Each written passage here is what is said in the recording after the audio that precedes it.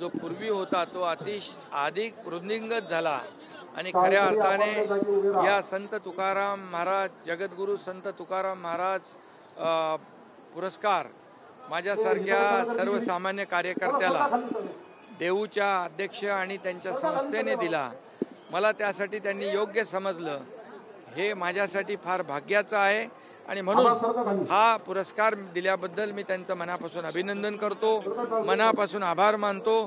त्याचबरोबर हा पुरस्कार जो आहे माझा एकट्याचा नाही आहे, माझ्यावर प्रेम करणाऱ्या, कामावर प्रेम करणाऱ्या वारकऱ्यांचा, धारकऱ्यांचा, शेतकऱ्यांचा, माझ्या लाडक्या बहिणींचा, लाडक्या भावांचा, ज्येष्ठांचा, सगळ्यांचा आहे। आणि म्हणून मी या पुरस्काराबाबत आता मला पुरस्कार मिळाला आहे, आता आणखी माझी जबाबदारी वाढली आहे। या समाजाची सेवा अधिक जोरकसपणे मला करण्याची प्रेरणा यातून मिळालेली आहे। वारकऱ्यांना देखील वारकऱ्यांची सेवा करण्याची संधी मला या पुरस्कारामुळे मिळाली आहे, म्हणून मी स्वतःला भाग्यवान समजतो। इथं छत्रपती शिवाजी महाराज आणि संत तुकाराम महाराज यांची भेट झालेली अशी पवित्र भूमी आहे आणि या पवित्र भूमीमध्ये हा पुरस्कार मला मिळतोय, याच्यापेक्षा दुसरं भाग्य नाही।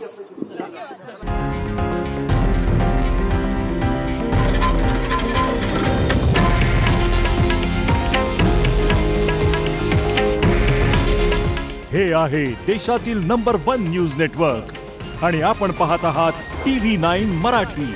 काळजी तुमची, हित महाराष्ट्राचं।